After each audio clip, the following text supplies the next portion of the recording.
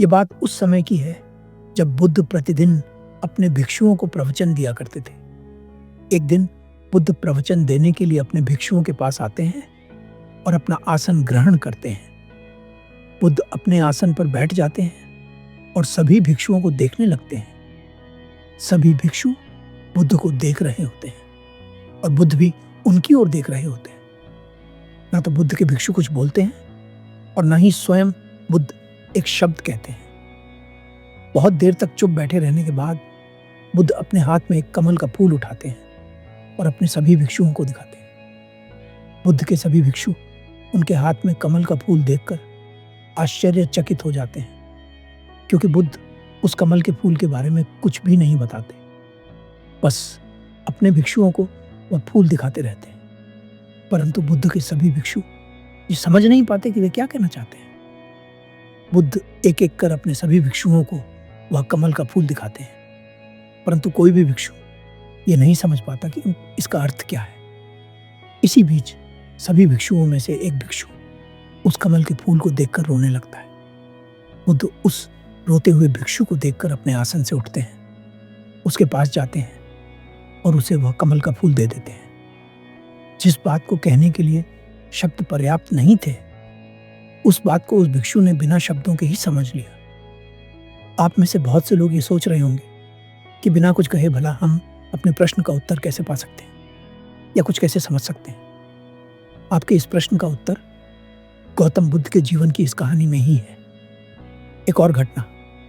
एक बार एक दार्शनिक बुद्ध के पास आया और कहने लगा, भगवान, मैं जीवन भर हर बड़े ज्ञानी, ऋषि, मुनि और संत से मिला हूं, बहुत सारे गुरुओं से मिला हूं, परंतु कोई भी मेरे इस प्रश्न का उत्तर ठीक ठीक नहीं दे सका है। अब मेरी आखिरी उम्मीद आपसे ही है। लोग कहते हैं कि आपके पास हर प्रश्न का उत्तर है। मैं भी अपना एक प्रश्न लेकर आपके पास आया हूं। मैं जानना चाहता हूं कि क्या ईश्वर है। मैंने आज तक जिससे भी पूछा कि ईश्वर है या नहीं, सभी के उत्तर दो पक्षों में थे। कुछ ने कहा कि ईश्वर है, परंतु वे इसे साबित नहीं कर सके। कुछ ने कहा कि ईश्वर नहीं है, परंतु वे भी इसे साबित न कर सके। मैं आपसे जानना चाहता हूं, क्या ईश्वर है?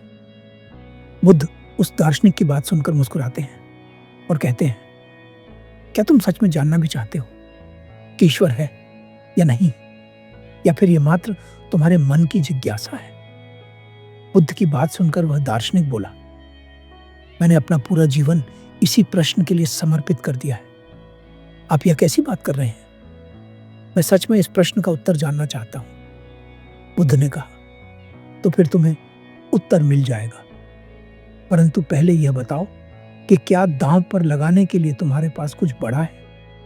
क्योंकि यह प्रश्न इतना बड़ा और गहरा है कि इसे समझने के लिए तुम्हें भी कुछ बड़ा दांव पर लगाना पड़ेगा, तभी तुम्हें अपने प्रश्न का उत्तर मिलेगा।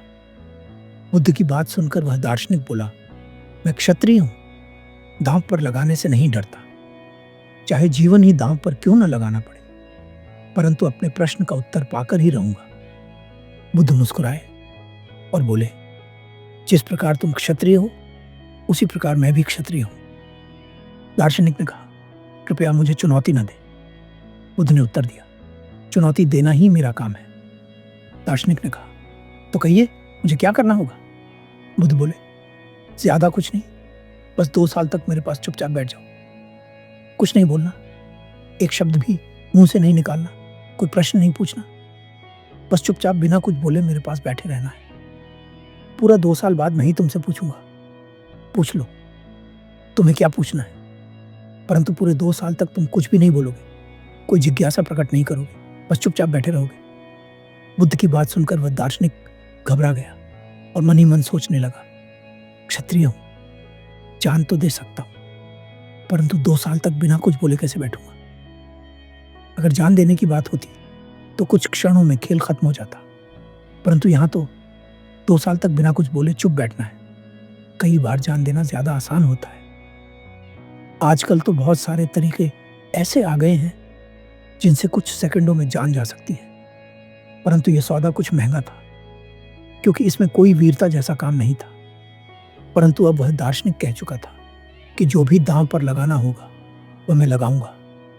इसलिए उसे मजबूरन तैयार होना ही पड़ा। उसने बुद्ध से कहा, मैं तैयार हूं। अनुभव से मिला उत्तर जैसे ही वह दार्शनिक बोला, मैं तैयार हूं, पास में बैठा एक भिक्षु हंसने लगा। दार्शनिक ने उस भिक्षु की हंसी सुनी और पूछा, क्या हुआ भाई, तुम क्यों हंस रहे हो? भिक्षु मुस्कुराया और कहा, मैं इसलिए हंस रहा हूं क्योंकि तुम फंस चुके हो। ठीक इसी तरह मैं भी यहां इसी प्रश्न की खोज में आया था। बुद्ध ने मुझे भी 2 साल तक चुप बैठने के लिए कहा, और अब देखो मेरे भीतर कोई प्रश्न ही नहीं है। खबरदार, अगर कुछ पूछना चाहते हो तो अभी पूछ लो। अगर 2 साल तक चुप बैठे रहे तो फिर कोई प्रश्न ही नहीं बचेगा, फिर तुम कुछ पूछ ही ना सकोगे। अगर पूछना चाहते हो तो अभी पूछ लो। दार्शनिक बोला, नहीं, मैं अपने वादे पर पक्का रहूंगा। अब से 2 साल बाद मैं अपने प्रश्न का उत्तर अवश्य लूंगा। बुद्ध ने कहा, अब से 2 साल बाद तुम मुझसे पूछो ना पूछो, मैं तुमसे जरूर पूछूंगा कि क्या तुम अपने प्रश्न का उत्तर चाहते हो। दार्शनिक ने बुद्ध की बात मान ली और 2 साल तक बिना कुछ बोले चुपचाप बुद्ध के पास बैठा रहा।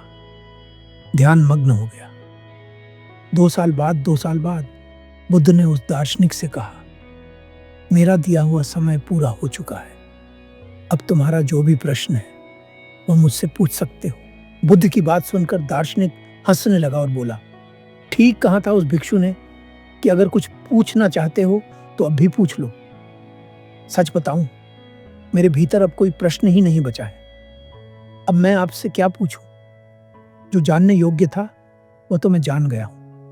2 साल चुप रहने से ही मेरे सभी प्रश्न खो गए। मैं जान गया जो जानने योग्य था। इतना कहकर वह दार्शनिक बुद्ध के चरणों में अपना सिर रख देता है। निष्कर्ष, परम ज्ञानी इसी तरह उत्तर देते हैं। जरूरी नहीं कि हर प्रश्न का उत्तर शब्दों में दिया जाए। कुछ प्रश्न ऐसे होते हैं जिनके उत्तर शब्दों में देना संभव ही नहीं होता।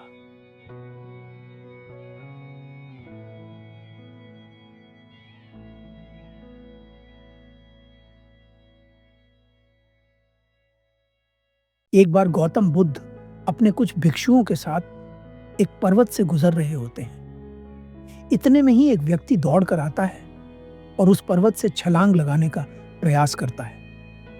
बुद्ध उस व्यक्ति को देखकर उसकी ओर दौड़ते हैं और उसका हाथ पकड़ लेते हैं। वह व्यक्ति बुद्ध से अपना हाथ छुड़ाने का प्रयास करता है और बुद्ध से कहता है, छोड़ो मेरा हाथ, कौन हो तुम और तुम्हें क्या अधिकार है जो तुम मुझे रोक रहे हो? ये मेरा जीवन है और मैं इसे खत्म करना चाहता हूं।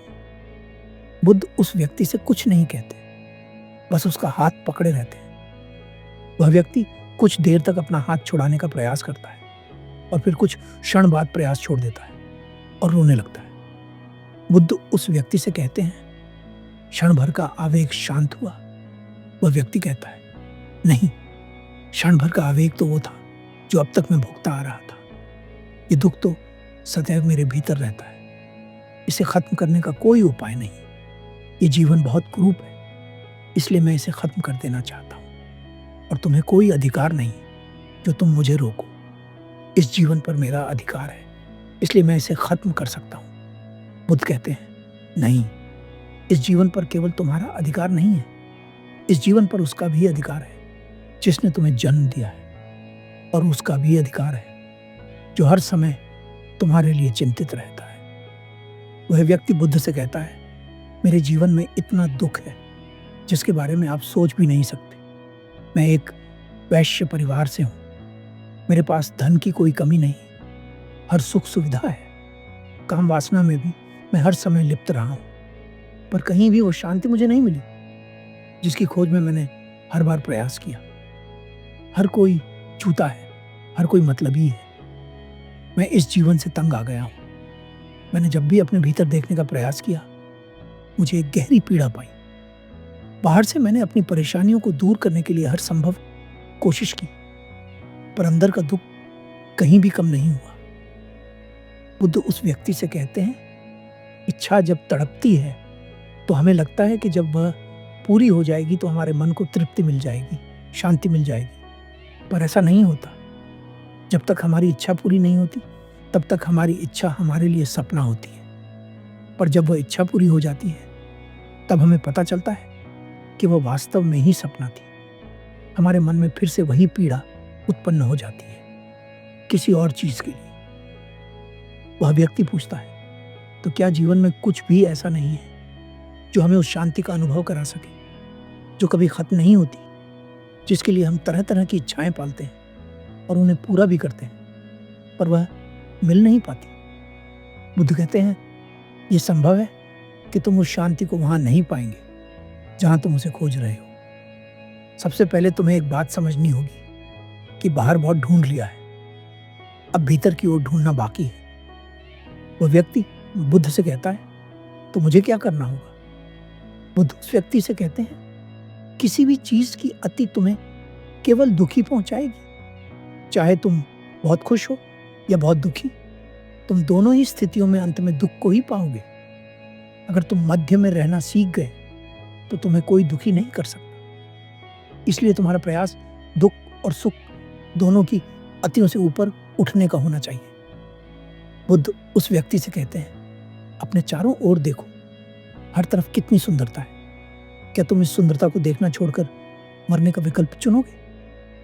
वह व्यक्ति अपने चारों ओर देखता है, उसे सब कुछ सुंदर नजर आता है, मानो उसने ऐसी सुंदरता इससे पहले कभी नहीं देखी। वह व्यक्ति कहता है, आप कौन हैं? मैंने आज तक आपसे सुंदर इंसान अपने पूरे जीवन में नहीं देखा।